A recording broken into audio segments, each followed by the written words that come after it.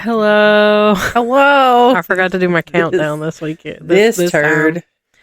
We were talking about, she found some little folding table type things that are really cool looking. Yeah, they're like folding desks. Yeah. That we were talking about getting to use for recording and stuff. And yeah, we need them. They're in our Amazon wish list if anybody feels inclined. I think they're only like $50 a piece. Yeah, I think that's one of those things where the price fluctuates. Because like I was like, well, I got extra money this week. I'll go buy one, and it was like $66, and I was like, that wasn't that much when I put that in there. Right. So tonight, strap in. This Wednesday, we are talking about the 7 chakras. And I will say, when I was on a struggle bus getting this episode note started, because I was like, this is boring. This is going to be a snooze fest. And I think I say that in my notes somewhere. I was like, I don't know if this is going to be enjoyable. But then as I got into it, I was feeling very called out. Yeah, absolutely. I was feeling very seen. These are the longest episode notes that I have ever done, I do believe. Mine are only 13 pages, so... What? Yeah. Oh, I got you beat. Oh, hold on. So they're tearing up the microphone. Mic malfunction. Remember what I said earlier? Now we know who's going to... If one breaks, we know who did it. Mm-hmm. Mine's 21 pages long. Wow. And I included... Well, I mean, technically I still have 4 things to talk about. So I guess I'll jump right on into it. Because this could be a long one, guys. And give you the history of the chakras. So according to Britannica.com, chakras are any of the psychic energy centers of the body. So in Western practice, it is primarily considered to be more of the occult than of the traditional Sanskrit practices for the chakras. And one website that I found that's like a blog for a Sanskrit scholar says that most people who practice the Western version of the chakras really don't know what it is that they're doing. But he does say that if it is something that works for the person, then that is really all that matters in the long run. Right. The wheel, the chakras are on it's a wheel-like disc. And the Sudarshana chakra is the spike-laden divine weapon of the Vishnu, one of the principal Hindu deities. The energy chakras are conceived of as focal points where psychic forces and bodily functions merge with and interact with each other.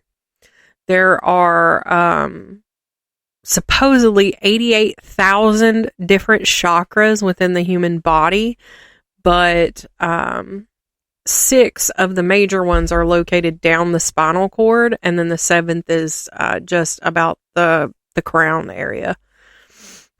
But Healthline.com says that there are only about 114 supposed chakras within the human body. So do with this information what you will.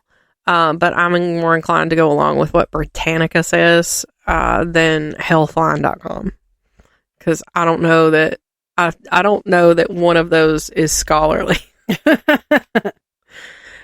These major chakras are all associated with specific colors, numbers, shapes, sense organs, natural elements, deities, and mantras. The Sanskrit scholar also says that when it comes to the chakras, don't pretend that you know, and simply keep in mind that you know one possible model for chakras. He says that we may never truly be experts on the ancient yoga practices and to just have your own experience with it. So, please be gentle with us if you feel that we have gotten anything incorrect.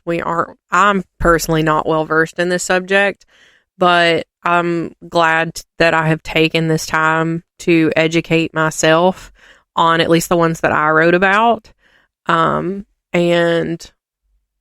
I read a couple different interpretations to formulate my notes, and I feel like each one was different. Yeah, for sure. And I feel like, in a sense, that's the whole point. Right. It's how it works for you.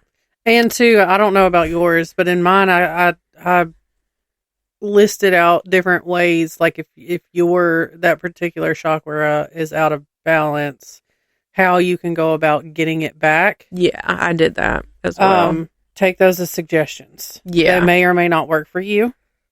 Yeah, and there's so many different things that you can do with each one. Right. And honestly, it's all about what feels right. I mean, right. What we list, what's out there on the interwebs, you may think of something completely different. Yeah. So I will start with the first of the 7 chakras, which is the root chakra, or also in, I think it is Sanskrit. I could be wrong. This is the only one that I thought I may be able to pronounce, which is the Muladhara. I 100% did not include the Sanskrit name on one of them because there was no way I was doing it. There was a couple where I was like, I absolutely cannot pronounce that. Yeah. And even doing like a Google Translate situation or finding one of those like pronunciation videos, listening to it, I was like, there's no way I'm going to be able to say that. Because it takes a specific accent for it to sound right. And cornbread ain't it. Cornbread ain't it. So, understanding this first chakra is the key to balancing our energy system and achieving our goal of physical, mental, and spiritual well-being. This foundational chakra is based on the earth element and radiates the color red. Finding balance in this chakra creates the foundation for opening the other 6 major chakras. It also promotes stability, confidence, energy, and strength. The root chakra is located at the base of the spine at the perineum, between the boo hole and the bits. The boo hole and the bits. I'm sorry to say it was listed as anus and genitals, but it felt a little too unserious to say that because I am a 12-year-old boy when it comes to my sense of humor. So this location signifies the role it plays as the direct link between the physical world and our internal energetic system. When balanced, this energy center makes us feel like we are grounded, confident, and strong within the world. But when it is blocked or off balance, it can lead to feelings of insecurity, anxiety, stress, and a loss of personal bearings. And I'm not going to lie, I should have probably taken this more seriously because let me tell you, that the past 2 weeks have been some of the most stressful, and I have had all of these symptoms these past 2 weeks. So this is probably something that I should probably take more seriously than I was when I first started these notes. So this chakra is also the center of the Apana Prana. The apana is the vital force required for all the exertion functions or excretion functions. Those are 2 totally different words. And it's necessary for removing all toxins from the body and refreshing the earth element.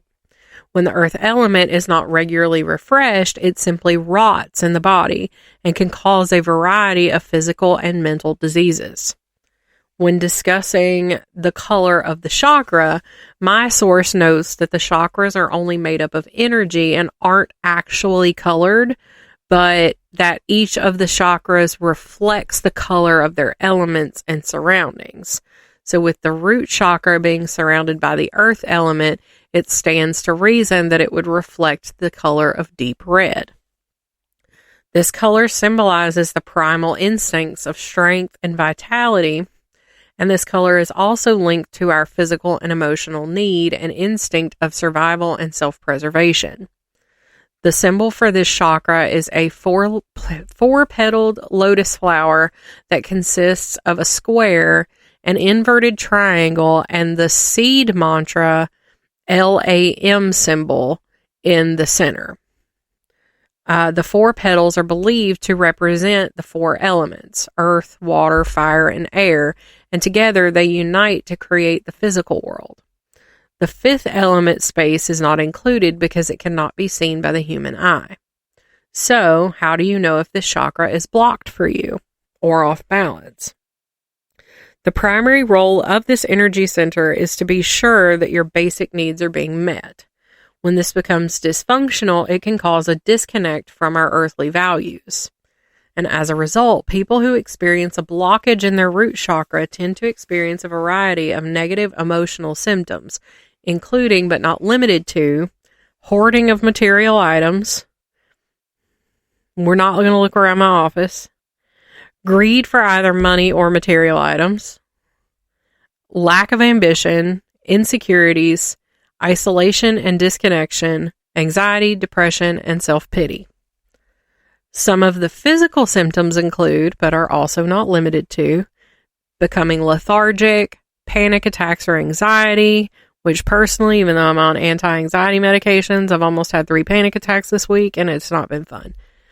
Digestive disorders, a constant problem.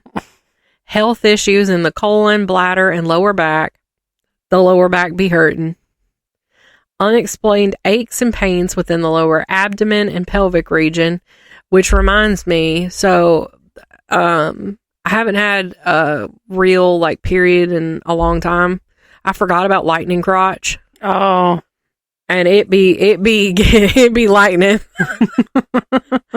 There's reproductive issues, and either you can experience insomnia or excessive sleeping. When working to unblock and balance your root chakra, here are just a few things that you can do. You can do grounding chakra meditation. There are some yoga poses, and my source includes several that are good for healing your root chakra. And repeat positive affirmations. Some good examples would be to say, I feel safe and secure. I have deep roots. I have found my peace. I have self-love, and I take care of my well-being. I trust the universe to support me, just to name a few. This source had a whole list. And then you've got the next one, correct? Yep. So the next chakra, the sacral chakra, is the second chakra. It's associated with the emotional body, sensuality, and creativity. Its element is water, and as such, its energy is characterized by flow and flexibility. The function of the sacral chakra is directed by the principle of pleasure. The most common location for this chakra is about 3 inches below the navel at the center of your lower belly.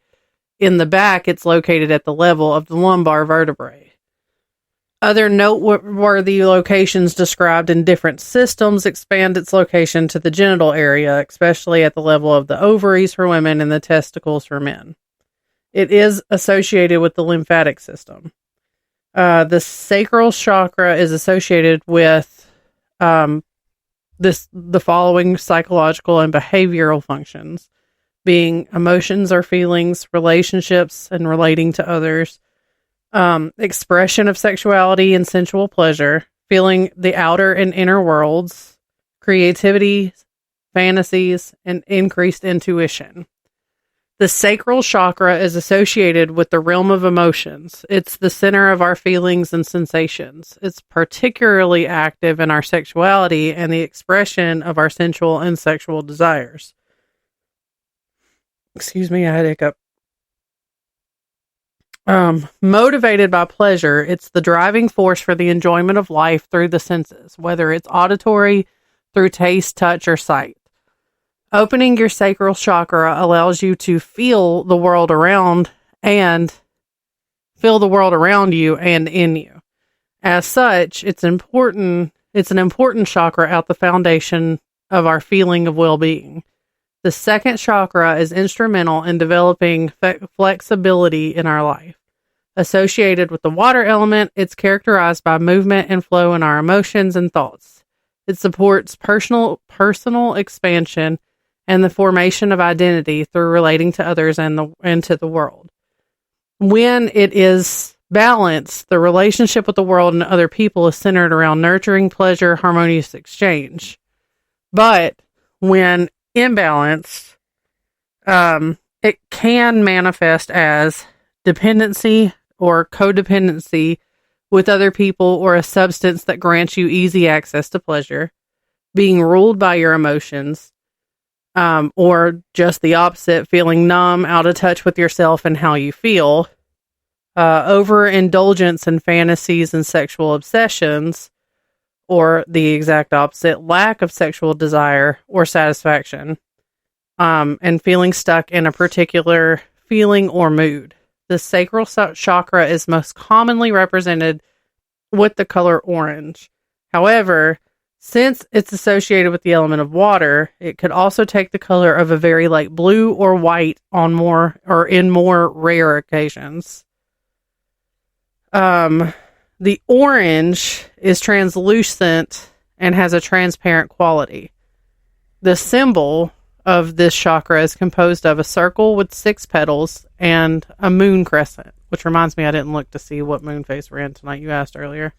Oh, I can look. The circle represents the element of water. Typically, the moon crescent is colored in silver and represents the connection of the energy of the moon with the water. These symbols point to the close relationship between the phases of the moon and the fluctuations in the water and in the emotions. Furthermore, the symbolism of the moon relates to the feminine menstrual cycle that takes the same number of days to complete and the connection of the sacral chakra with sexual organs and reproduction. When this chakra is out of balance or overactive, one may feel as though they are being consumed in emotions. With overactivity in this chakra in particular, you exhibit being consumed by and drowning in emotions, being emotionally uncontrolled, obsessive affection that is not returned, inappropriate expressions of sexuality, and withdrawing from life. When this chakra is blocked, one may feel detachment, isolation, anxiety, loneliness, low libido, and lack of creative inspiration. So now, let's get us back in balance and open. Tools for this can include meditation and yoga. Popular yoga poses are like the camel pose, bound angle pose, and garland pose. You guys can look those up. Affirmations also work. Try ones like, I trust my feelings, I trust myself, I am safe to express my sexuality, I allow my creativity to flow freely. You can use essential oils, things like sandalwood, pink pepper, or pink pepper C, is that right? Jasmine and neroli. And later on, I'll kind of go more in depth. I wrote my episode notes backwards. So I'll kind of go more into depth on like the ratio type situation with the essential oils. So just hang tight there. Crystals and stones such as moonstones, tiger's eye, citrine, autumn jasper, carnelian, and mucolite. Reflection can also help. And supplementing your diet. Foods to try would be like black cherry tomatoes. I'd never heard of black cherry tomatoes. Padron pepper, peach, gala apples, mandarin oranges, mango, oyster, Venus clams, figs, and pomegranates. All things that you think is being like an aphrodisiac. That is all I had for that. So the next one would be the solar plexus, which is you. So the third energy center of the body is the solar plexus, or the Manipura chakra. And this one spreads the fire element in your body, which brings energy, warmth, and light. This is also the energy center of the Samana prana and is the energy of digestion. Other qualities of the solar plexus are intellect, ego, willpower, and aggression. The solar plexus is located 4 finger breadths above the navel, just below the rib cage. So I had to look up what the hell a finger breadth was, and it's about a 3/4 of an inch. Okay. So four of those from your up from your belly button.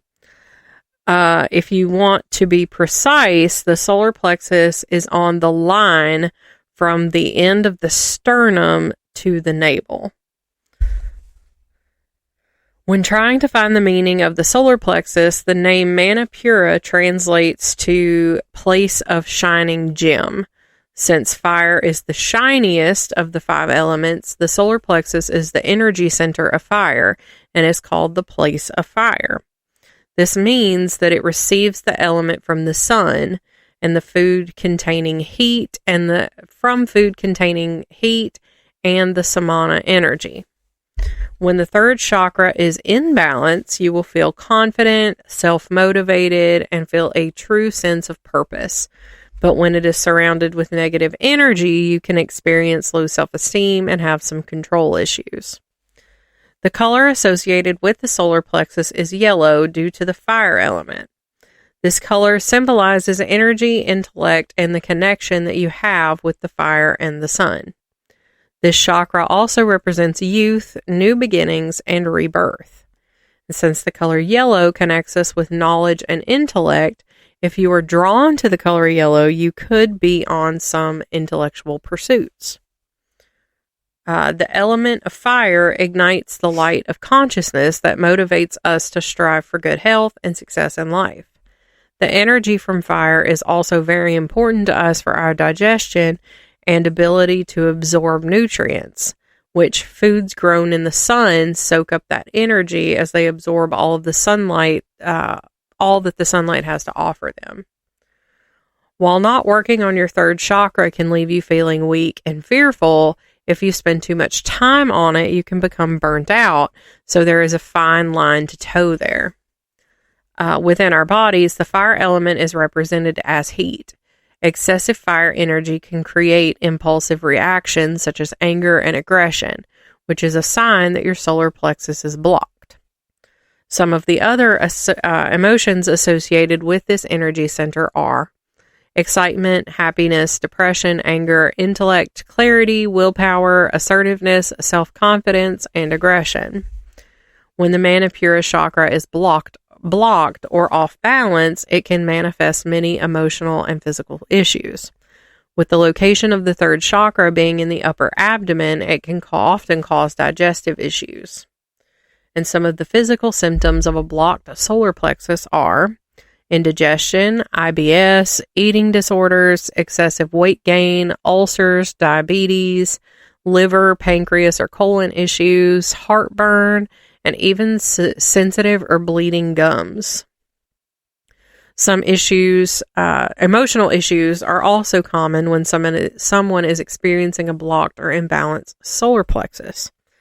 Paralysis from overanalyzing, uncontrolled anger and irritation, low self-confidence / low self-esteem, mistrusting people in your life, the need for continuous confirmation and approval from others, unhealthy attachments to the people in your life, rigid and controlling behavior, self-victimizing behavior, lack of direction and motivation, and difficulty setting boundaries. I'm starting to feel very called out by this episode. I thought that this, like I said earlier in the episode, I thought that this was going to be boring, but really did not expect to feel seen. Right. When this energy center is open and balanced, you can feel many different types of things, including a strong sense of self-confidence and self-worth, a clear sense of personal identity and purpose, feeling empowered to take action towards goals and dreams, good digestion and a healthy metabolism, a sense of inner strength and resilience, the ability to easily make and trust your own decisions, being willing to take risks and step outside of your comfort zone, experiencing clarity of mind, and having control over your emotions. It is important to ensure that your chakras are healthy and balanced. Cleansing and opening the solar plexus can make you become a better leader and help you to better envision your dream life. As with the root chakra, meditation, yoga poses, and positive affirmations help you to align your energies so that you can achieve happiness and balance in your life. All right, so I've got the next three, really. I've got the next one is the heart chakra, or Anahata, in its original Sanskrit name, which means unstuck or unhurt. This one colors our life with compassion, love, and beauty, driven by the principles of transformation and integration. The fourth energy center is said to bridge earthly, I'm already struggling. Earthly and spiritual aspirations. It's all about deep, meaningful relationships, connecting and relating, and with an emphasis on love, giving, and receiving. When I say love in relation to this chakra, it's not necessarily relating to romance. This is about going beyond the limits of the ego and personal preoccupations to open up fully to compassion and acceptance of an acceptance of all as is. It is located in the center of the chest, not where the heart organ is. With its central location, it's closely associated with the cardiac system and the lungs. The color associated with this is green, which symbolizes peace, nature, renewal, and health. It also brings forth a feeling of abundance and generosity, but in cases where energy frequencies are higher, it may turn pink. The symbol that represents this is two intersecting triangles forming a 6-pointed star in a circle with 12 petals. It's associated with the air element. The intersecting triangles represent the air element and its all-encompassing quality and the union of seemingly opposite principles or energy types, like male or female, or spirit and matter, for instance. The star that is formed by this brings forth the harmonious joining of forces and highlights the function of the heart chakra as the center of integration and connection. The 12 petals are often colored red. For balancing this chakra, you could use crystals or gemstones like pink quartz, clear quartz, jade, and green calcite. Additionally, you could utilize aromatherapy. And again, I'll go into all that when I get to the third eye. Essential oils to use here would be rose, geranium, neroli, ylang ylang, jasmine, and is it bergamot or bergamot? I think it's bergamot. I always say bergamot. Okay. But I don't know if that's right. It smells like mothballs to me. Really? Yeah, I really like the smell of it. Not mothballs, but bergamot. This chakra is associated with the thymus gland, which is responsible for hormone production and regulating the immune system. Now, let's say you're all balanced with the heart chakra. What does that mean? Well, you could have the following. Hold on, I scrolled too far.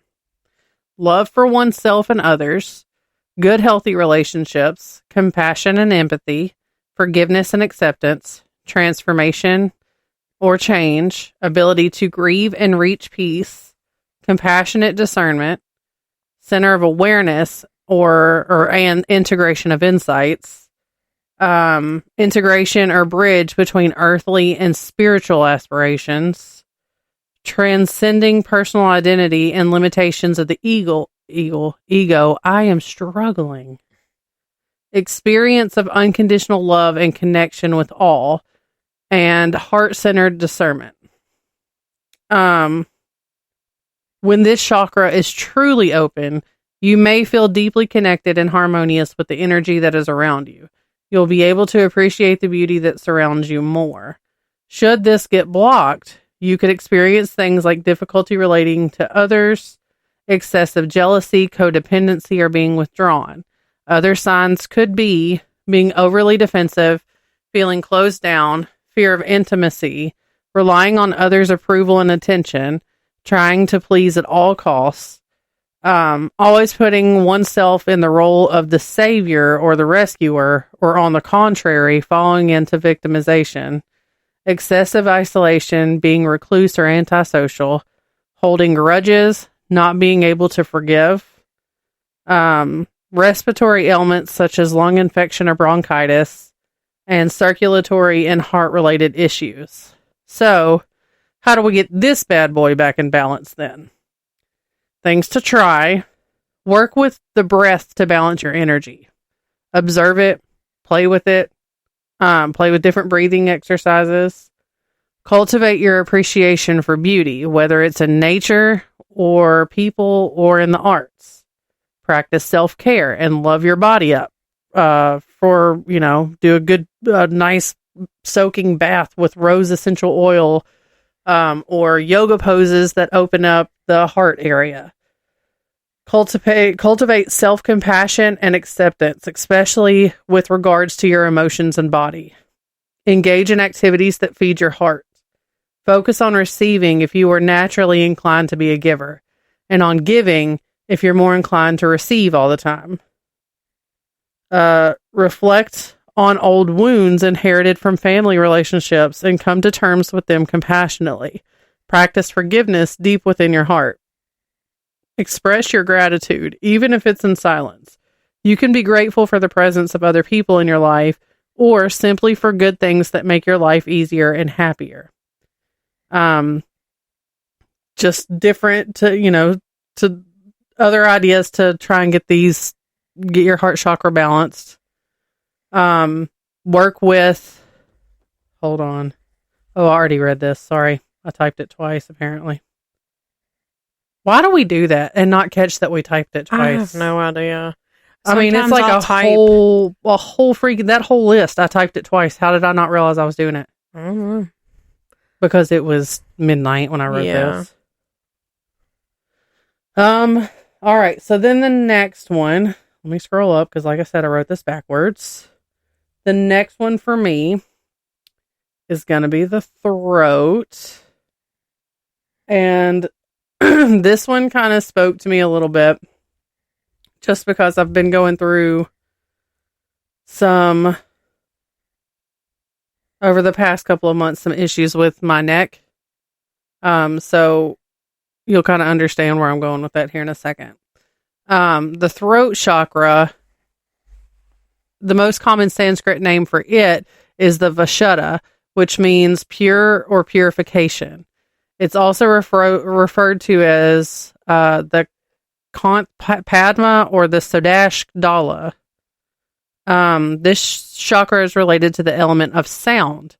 Through the throat, sound is propagated into the air, and its vibration can be felt not just in our ears, but also in our whole body. It is an important instrument of communication and expression. This said, this chakra is connected to communication and speaking your inner truth.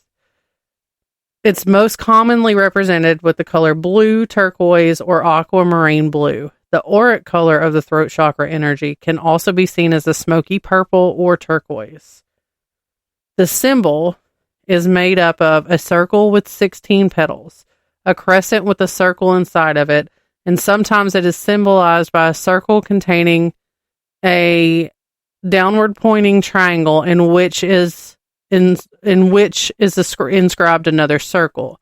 The color of the petals is depicted as a smoky purple or grayish lavender, which, by the way, grayish lavender is a beautiful color to me. I was going to say, I think that's a really pretty color.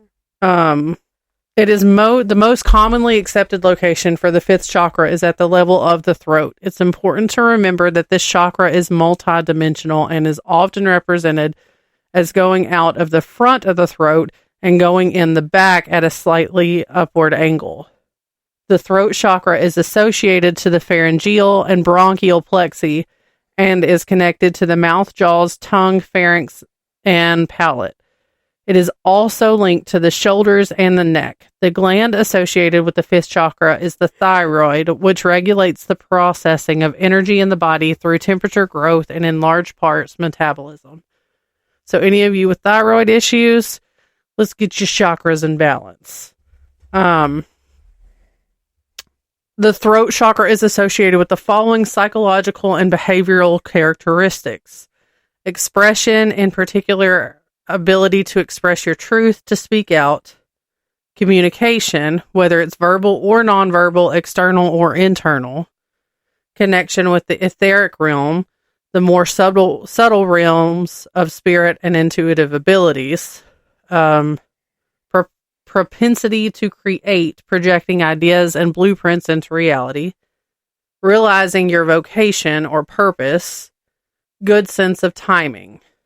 The throat chakra is about the expression of yourself, your truth, your purpose in life, and your creativity.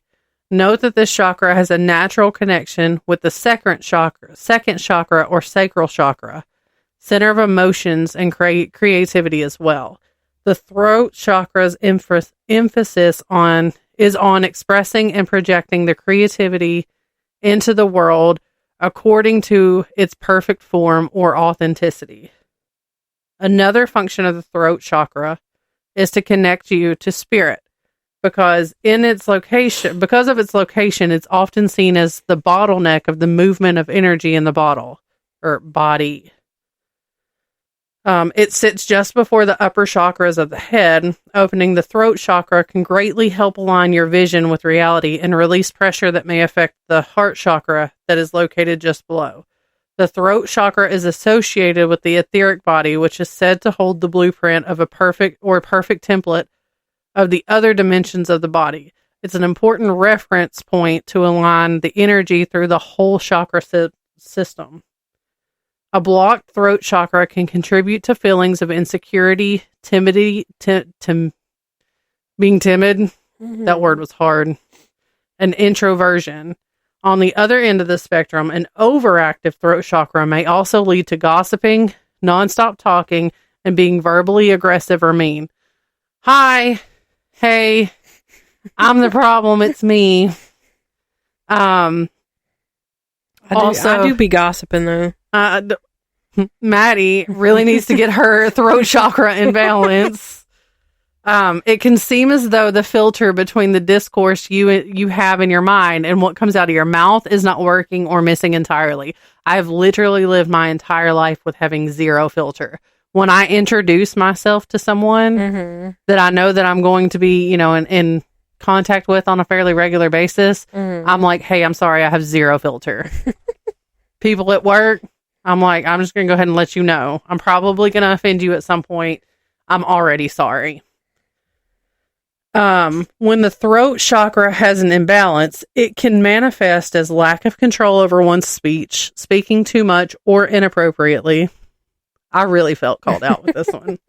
Not being able to listen to others, excessive fear of speaking, small on the other end of the spectrum, small or imperceptible voice, not being able to keep secrets or to keep your word, telling lies. On the opposite side, a closed throat chakra may manifest as excessive secretiveness, or shyness. Lack of connection with a vocation or purpose in life. Harder time communicating effectively and expressing your thoughts. Fear of speaking your personal truth. Outburst of emotion, or on the flip side, extreme quiet or refusal to speak. Being highly critical of yourself and others. A raspy throat or a chronic sore throat. Mouth ulcers, gum disease, laryngitis, thyroid issues, or TMJ disorders.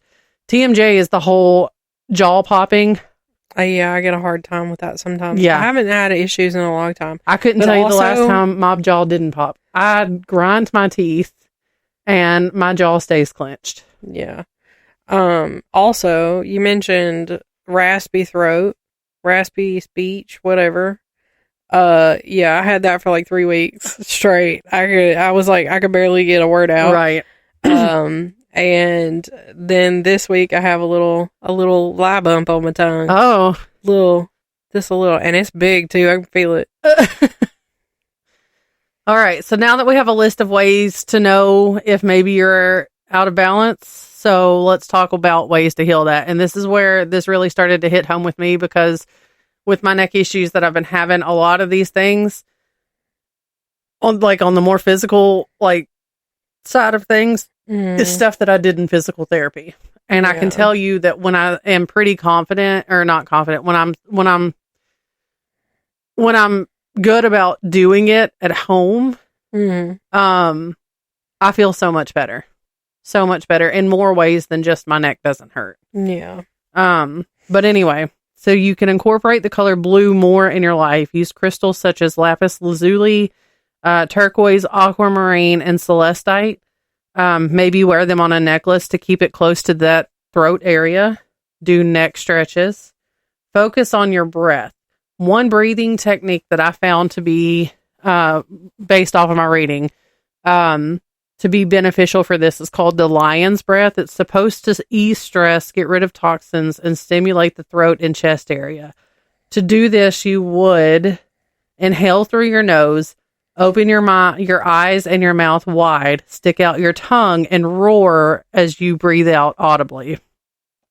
Then also you can use throat chakra stones in various shades of blue to help balance and unblock that blocked throat chakra. How you use those stones is up to you. Some of these options can include placing one at the base of your throat while you rest. Again, wearing them as jewelry like a necklace, carrying them with you when you're on the go, or just using them as decor around the house. Try yoga poses such as shoulder stand, plow, and fish. You can look those up. These release the neck muscles, therefore restore the flow of energy in that area. Try Reiki healing. This can benefit all of the chakras, honestly, but a trained Reiki practitioner can spend more time on whatever chakra needs the most help. I'm sure that you guys can find a Reiki healer close to you. Yeah. There's plenty of... I've thought about having that, looking into that. Well, I can tell you which one not to use. Okay.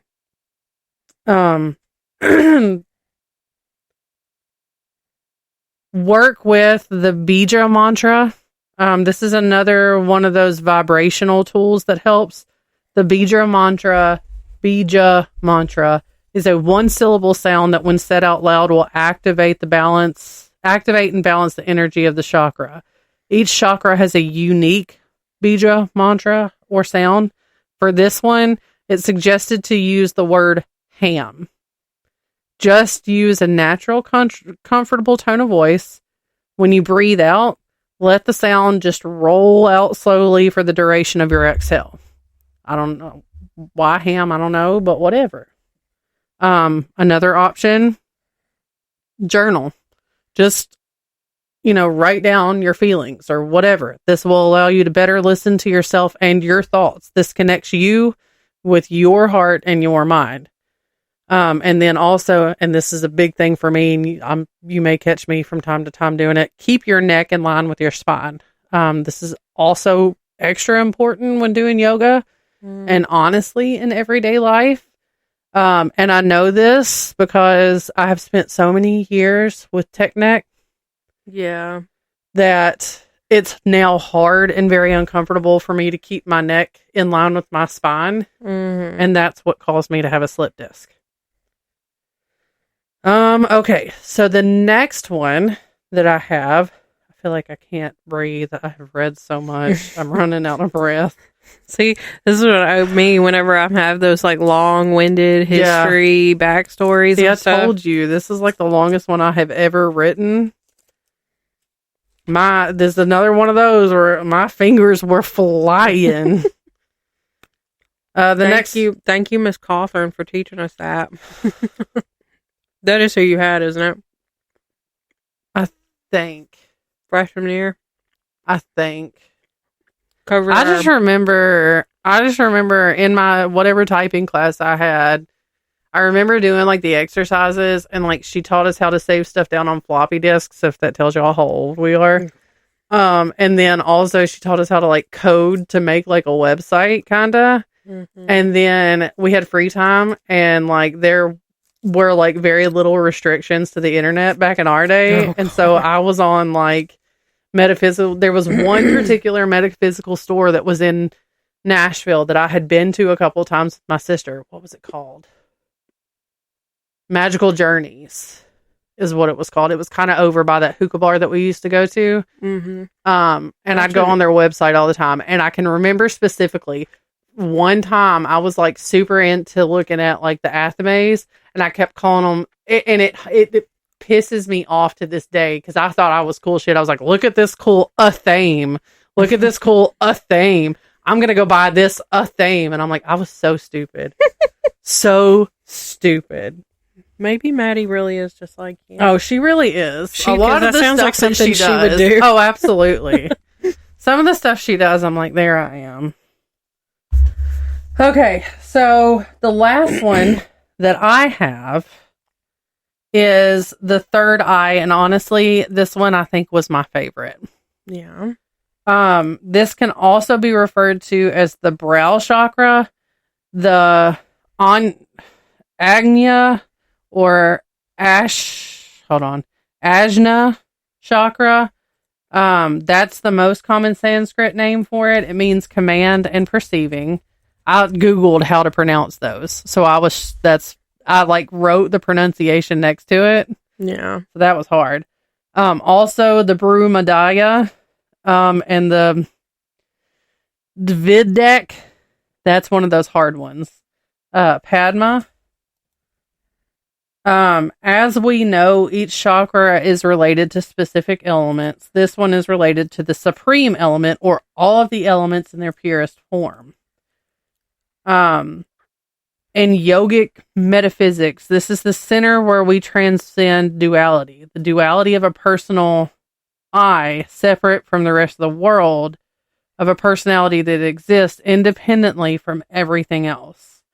I found an article and the guy that they were talking about in this article, his name is Harish Johari. He said, a yogi who has passed through the Vasuddha chakra at the throat to the Angya chakra transcends the five elements and becomes freed from the bondage of time-bound consciousness. This is where the I consciousness is absorbed into the super consciousness. And the color that is most commonly represented with this chakra is the color purple, or in some cases a bluish purple. We call that purple. With auric colors, it can be seen as translucent purple or bluish white. The colors can also be characterized by its luminescence or soft radiance that is similar to that of moonlight. The symbol contains two elements frequently associated with wisdom: an upside down triangle and the lotus flower. The location of this chakra, most commonly we see that the chakra is located between the eyebrows, just above the bridge of the nose, not in the middle of the forehead. It should also be noted that secondary chakras do run along the midline of the forehead, but the third eye is lower. It is associated with the pineal. Is it pineal gland? Perineal. No. Oh, yeah. What did you say? Pineal gland? I don't know. I think it's penal. Penal? Pineal. Pinal? I think it's penal. Penal? I don't know. Anyway, this gland, it might be pineal gland. I don't know. This gland is in charge of regulating biorhythms such as sleep and wake times by producing melatonin. So if you're having issues sleeping and you're one of those that takes melatonin on the regular, let's talk about getting this, you might want to think about getting this in line. Yeah. This gland is a pea-sized gland that is shaped like a pine cone. Mm-hmm. In the brain. It aids in the relationship with perception and the effect of light and altered or mystical states of consciousness. Its closeness to the optical nerves makes it sensitive to visual stimulation and lighting changes. The third eye chakra is associated with the following psychological and behavioral characteristics: vision, intuition, perception of subtle dimensions and movements of energy, psychic abilities related to clairvoyance and clairaudience especially, access to mystical states, illumination, connection to wisdom or insight, motivates inspiration and creativity, clarity, concentration, imagination, and universal connection. The third eye chakra is an instrument to perceive the more subtle qualities of reality. It goes beyond the more physical senses into the realm of subtle energies. Awakening your third eye allows you to open up to an intuitive sensibility and inner perception. Because it connects us with a different way of seeing and perceiving, the third eye chakra's images are often hard to describe verbally. It puts us in touch with the indescribable and intangible more closely. Third eye visions are also often more subtle than regular visions. They may appear a bit blurry, ghost-like, cloudy, or dreamlike. Sometimes, however, the inner visions might be clear, like a movie playing in front of your eyes. Sustaining awareness of third eye chakra energy might require focus and the ability to relax into a different way of seeing. When we focus our mind and consciousness, we can see beyond the distractions and illusions that stand before us and have more insight to live and create more deeply aligned with our highest good. The third eye chakra is associated with the archetype, or is it ARCHETYPAL? Archetypal? Okay. I'm struggling. Archetypal dimensions as well as the realm of spirits. When open, the third eye chakra may provide wisdom and insight and deepen your spiritual connection. While there's no scientific evidence to support this, many traditions value the third eye chakra. When this is open, it can provide a gateway to spiritual communication in terms of telepathy, clairvoyance, lucid dreaming, astral projection, and aura perception. The third eye is, in my opinion, the doorway to the spiritual world. By opening this, you allow yourself to break away the veil between self and spirit, which terrifies me slightly. I don't need any help. Benefits of opening this chakra are mental clarity, improved concentration, clear self-expression, strengthened intuition, a sense of bliss, decisiveness, and insight. So, how might we get this open then? First of all, as we stated, the third eye is represented by all the elements combined. So, it would make sense that we need to get all of the other chakras in balance before we can really focus on this one. Once you feel that you are all balanced otherwise, you would need to activate it. Be appreciative for any innate intuitive abilities and the connection that you have with nature through your biorhythms. Then you would need to pay attention to your diet. Start incorporating foods such as raw cacao, goji berries, garlic, lemon, watermelon, star anise, honey, coconut oil, hemp seeds, cilantro, ginseng, vitamin D3. These can help detox your pineal glands and purify it. Now, here we go with the essential oils. This is where I said we'd come back. Mm-hmm. Would we really be talking about this kind of stuff if it wasn't in here somewhere? Essential oils really are a powerhouse when it comes to healing and opening the pineal gland, and they aid in spiritual awareness. Oils such as jasmine, lemon, and sandalwood are key. You would need to mix all of these or any combination of these with a carrier oil, as you don't want to put these concentrated forms directly on your skin without a carrier oil. Also, we don't ingest essential oils. Right. Don't eat these. Don't put it in your mouth. Yeah. A good ratio would be 6 drops of the essential oil to 1 teaspoon of carrier oil. Then apply this directly to your third eye chakra. Chant while doing this something simple like just Mm-hmm. This will elevate the experience. After applying these, go out and gaze at the sun around sunrise or sunset. Don't do it during the middle of the damn day when it's at its brightest. Just don't be stupid. Meditate and chant. Meditation is really kind of hard for me to do. But if you can focus on visualizing and cleaning and breaking away some of the stone around that gland, where it breaks through in an illuminated glory, it will provide you with the direct connection or higher to a direct connection to the higher power or essential nature of all things. Chanting things, like I said, Om, makes the tetrahedron bone in your nose to resonate and stimulates that gland. Lastly, our favorite thing on this podcast to use in situations such as this, you could use crystals. Mm-hmm. Just place the crystal or gemstone directly on that area during meditation. For this one, you would want to use crystals like amethyst, purple sapphire, purple violet tourmaline, rhodonite, or sodalite. There is no set rule or time frame for how long it takes for this to open. Patience is definitely key, and that's going to be the same for all of these chakras. Yeah. It would be good practice to devote time daily to this, but once it's open, you're going to know. There's going to be no question. When the chakra has an imbalance, it can manifest as feeling stuck in the daily grind without being able to look beyond your problems and set a guiding vision for yourself. Overactive third chakra, which the third one was your solar plexus.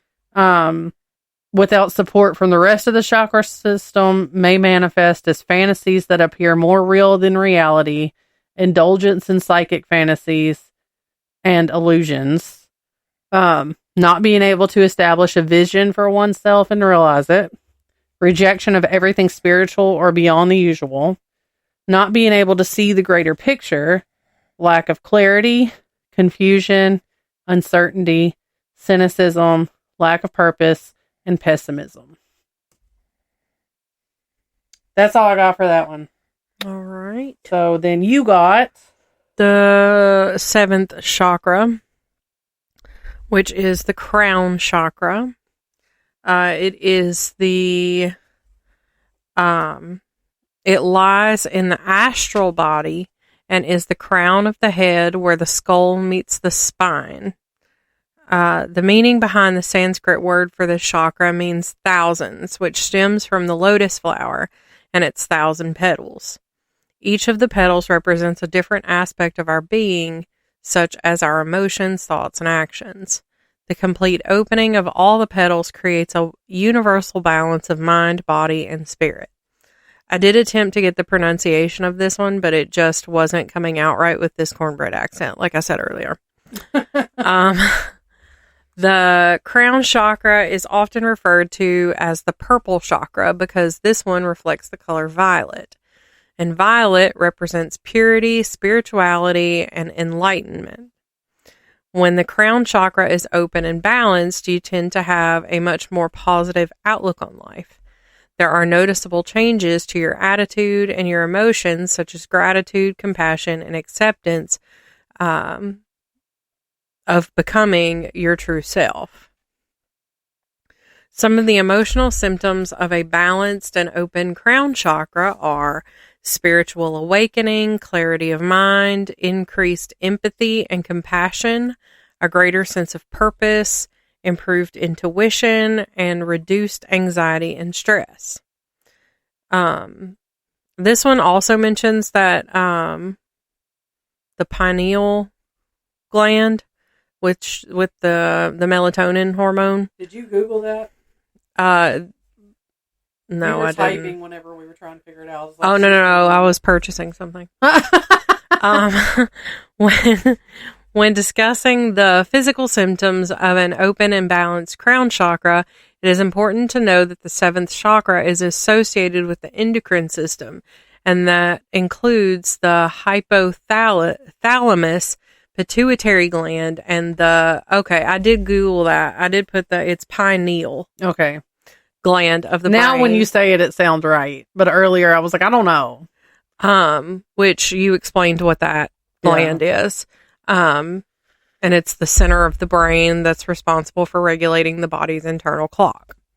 So when the seventh chakra is balanced, this stimulates the pineal gland and leads to mental balance, mood stabilization, improved sleep patterns, boost in energy, and improved heart health. And this gland is also believed to play an active role in spiritual experiences, which helps us to reach a higher state of consciousness. When someone has a blocked crown chakra, they may experience many different emotional and physical symptoms, such as under the emotional, lack of purpose, depression, inability to focus, confusion and indecisiveness, disconnection from your spiritual self. And physical symptoms would be migraines and headaches, difficulty with sense of direction, sensitivity to light and sound, insomnia, and fatigue, which all of these I experience on a regular, nearly daily,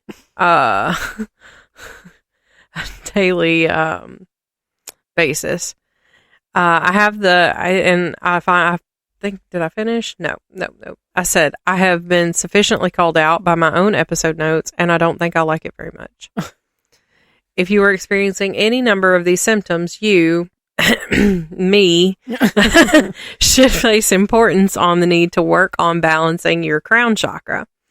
Similar to the other chakras, this can be done through meditation, yoga poses, energy healing, and any other practices that help you to connect with your spiritual side and cultivate that sense of purpose and balance in your life. All of my chakra information came from the same website, but I posted each article or blog post separately in my episode notes, just in case anyone wants to work on a specific chakra and you want to use my sources. I think I did too. Like the same two websites, except for one of them. I used a different one.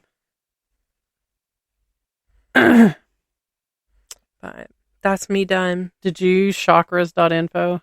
Or healthline.com? No, I used, it's a guy who does, it's okay. Arhanta Yoga. Okay.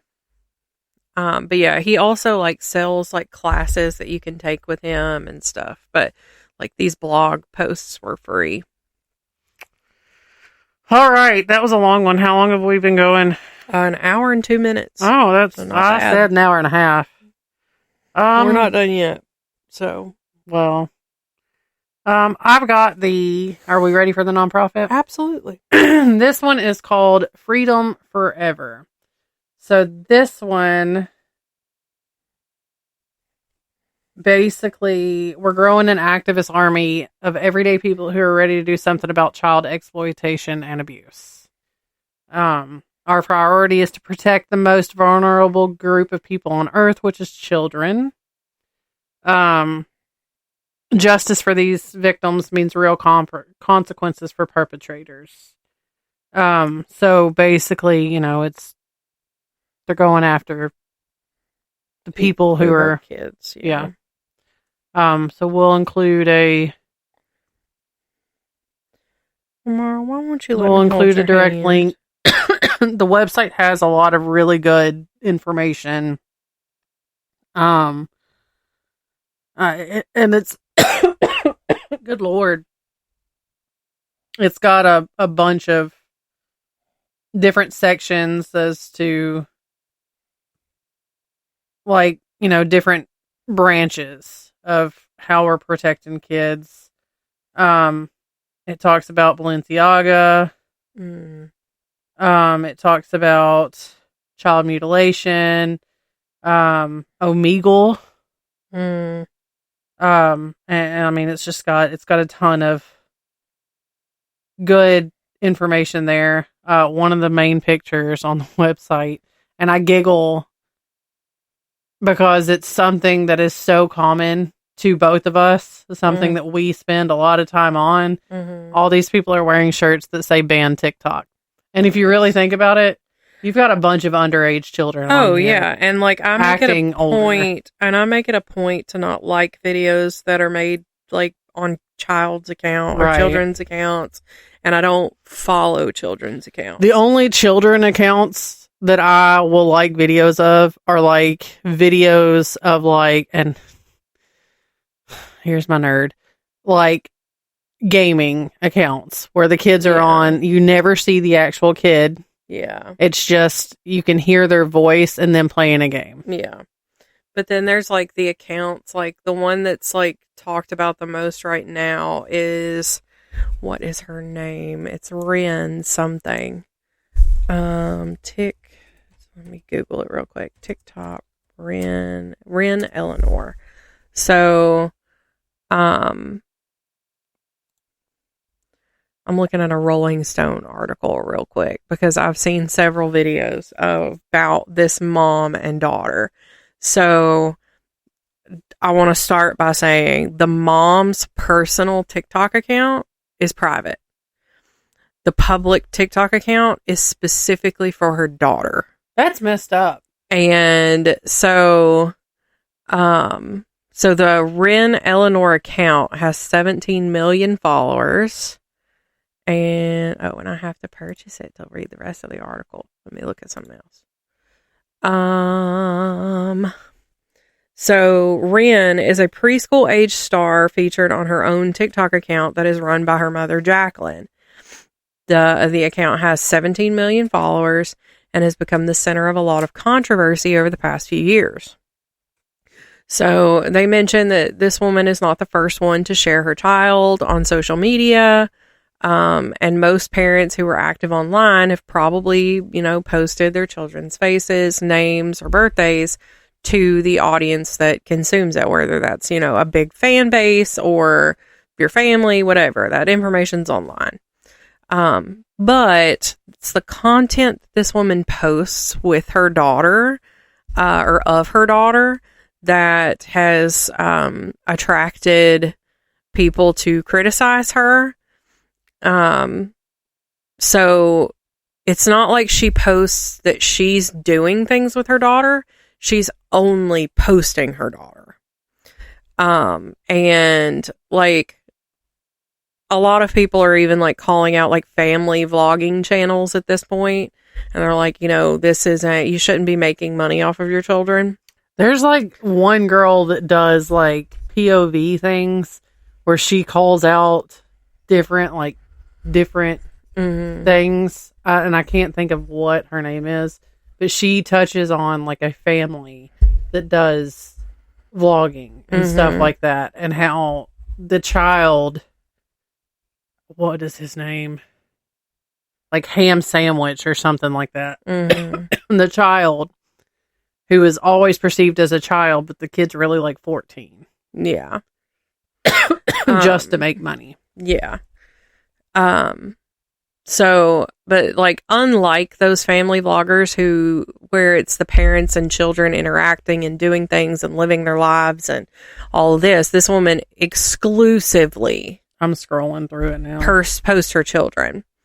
And what everybody likes to point out is that her daughter is not old enough to consent to this type of exposure. And some are worried about why the content gets so much information. And they suggest that predators may be using Ren's images. Some of the videos feature Ren in situations that might seem innocent enough, but that some predators may see as suggestive, such as Ren eating a hot dog, Ren drinking out of straws, and Ren sitting on a whoopee cushion in a dress, just to name a few. And the mom made a video in 2022 saying, basically saying that this is a non-issue, that she, it's not a problem. Right. But apparently one of the creators that have like taken issue with it is a former CIA officer and FBI special agent, who shared a viral TikTok where she said she believes that Ren is being exploited. And she told Parents Magazine, which is where this article is, that she combed through quite a bit of the content regarding the social media account. And she said, this is a case where you have basically a 4-year-old as the sole star of the page and having no say in how she's being exploited for money. As a former FBI agent, that's deeply concerning to me, both from child labor laws perspective and also from pictures ending up on the dark web, child predators perspective. And she said, that sharing things like this and like your whole child's entire life should serve as a wake-up call with this stuff being able to be available on, like, this is why you shouldn't like post pictures of your kids in the bathtub, and because somebody will steal it and post it on the dark web for sale, and creeps will buy it. But yeah, a lot of people like just don't like the fact that like kids are being used in like content that has ads on it and all this, which I know like one girl that, or one woman that has a YouTube channel, like she'll often do like Instagram stuff with her 2 daughters. That's like she's gotten a deal with like a toy company or something. But like, I just know in my heart of hearts that this woman has bank accounts for these children. Right. And she is putting this the money that they're making off of, you know, whatever like 30-second ad that they do once every couple of months. She's putting that money up for them. Right. Like, I have no doubt that she's doing that. And, 'cause she seems very transparent. And I don't think that she would just be putting her kids in these little ads. Right. And, like, not making sure that they're going to be taken care of. And, like, not all accounts that have, like, primarily kids on them are ones that are being used for. Because, like, there's one that I forgot about until just now that I do follow. Little girl's name is Maddie. Mm-hmm. And she's probably, I don't know, she's probably Gemma's age. And she reminds me a lot of Gemma. Oh, is it that one? Yeah. And it's just her interactions with her grandma, which are just freaking hilarious. Yeah. And, you know, stuff like that. They're not posting, like, things that could be taken the wrong way. Exactly. Because, like, I mean, this woman will post, like, a video of her daughter eating a banana and, like, asking her weird questions. And it seems like she's baiting predators. Yeah. And, like, she's doing it on purpose. And that's what a lot of people think she's doing. Yeah. Is, like, doing it purposefully. Because, even, like, the comments I've seen where somebody said, like, had screenshots of the comments. And it's, like, random accounts, some with no profile pictures or whatever, is, like, you look really good today, baby girl, and stuff like that. And it's very icky. Ew. So, I just think, just parent beware. Right. See, and then you got YouTubers like Shane Dawson and Rylan Adams that are like, they have twin boys. Yeah. And they showed the boys at first, like when they first brought them home. Showed them They since. have not. And they made a point to say something about it on like a very recent video. Yeah. But like, I know, like, Zoe and Alfie. Yeah. They've got their 2 daughters. I mean, they haven't neither of them have posted in a minute. I quit watching them forever ago. Well, they recently had another daughter, and they're currently on their maternity leave, and I think he's going to start making videos again. But like, they've both sat down and said, you know, now they're okay with it. You know, they don't make the children the center of their videos at all. But once they reach like school age, you're not going to see their children anymore. Yeah. For their safety. You're not going to, you know, it's not like they're going to be talking about school or whatever. Like, you may hear them talking or the back of their head or whatever, but you will not see their faces. Right. Well, that's like when back in the day when I was good about posting on TikTok, you may have heard the kids in the background. I think there was maybe 2 posts that had a kid or kids in the post, but like, that's it. Yeah. You're not getting a whole lot with my kids in it. Right. I'll talk about them, but like, I mean, it's crazy that like our parents didn't have to worry about this stuff. I know. We're so lucky we grew up in an age where social media wasn't a thing. They should have been worried Camera phones weren't a thing. Yeah. But like, they should have been worried about our unfiltered access to the internet. Oh. But AOL chat rooms. Because like, I remember even when like Facebook was first a thing, I remember like going on, like whenever the public could access it and make accounts, I remember going on and being like, there would be profile pictures of wee-wees. Yeah. And I'm like, that would never happen today. AOL instant messaging, Facebook messaging. Yeah. I mean, there was like no filter. Right. I had MSN Messenger, and I had that too.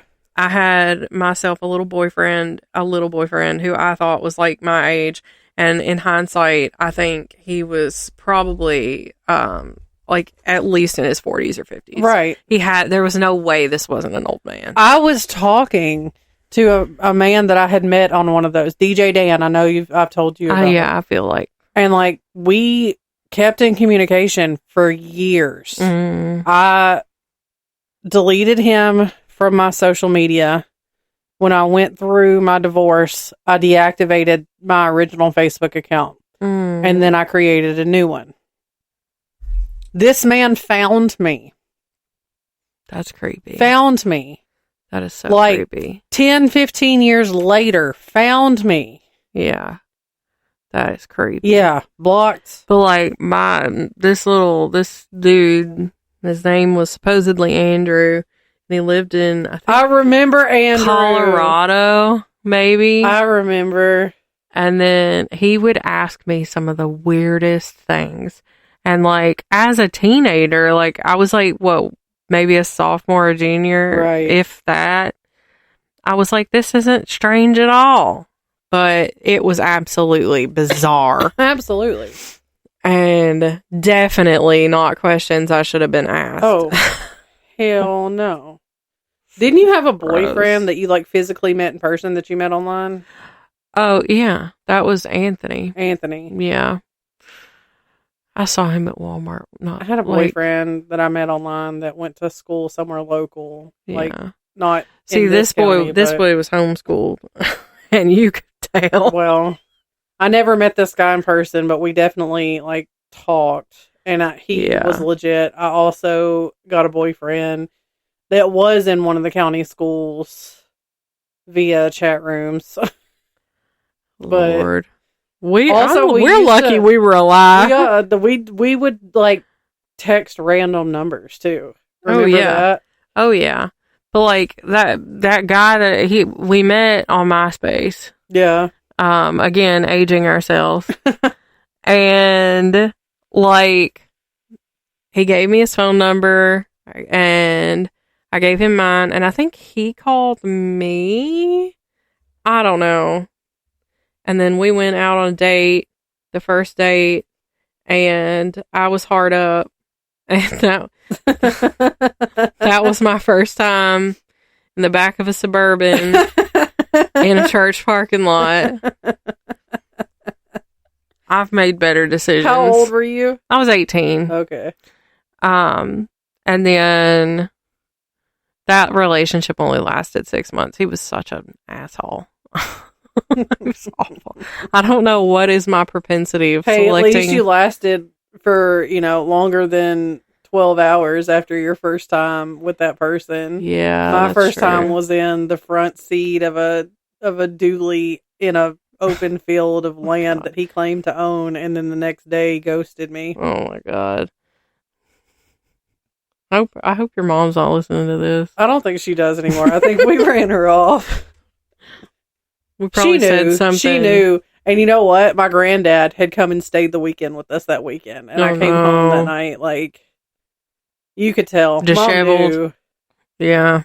Mom knew. But, like, no, we even had to stop on the way. And I had to pee so bad. So we stopped at a friend of mine's house that was on the way. She and I have talked about this recently, too. And I, like, called her. I was like, hey, I'm stopping by your house. I hope you're decent. I have to pee real bad. She said when we talked about it recently, she's like, I knew what you had done.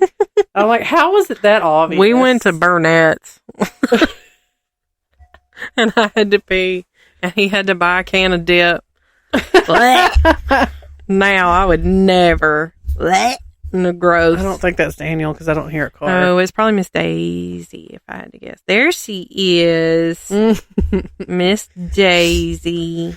All right, so enough of our rambling. I don't know how we went Yeah. from chakras to social media boyfriends, but while we're on the Internet topic safety. while we're on the topic of social media, make sure that you're casting your social media circle, following us on the Facebook, Instagram, the TikTok, X. and we promise that we're not going to send you inappropriate messages on those sites. But make sure you're sending us your email, your topic ideas, constructive criticisms, whatever you want to send us. Also, or send that to us on our email at wandersofweird@gmail.com. Make sure, and let me do our weekly reminder until the time comes. May 11th, we will be at Heart of the Hollow in Ashland City. Yeah. Is that a rain or shine event? I guess. I don't know that it says that on the thing. You can find it on Facebook on the Heart of the Hollow. If it gets canceled, we'll definitely post about it. But make sure you come and say hi and check out all the vendors and the food trucks and the music and the shop. So it's sure to be a good time. All right, guys. Have a good week. Okay, bye.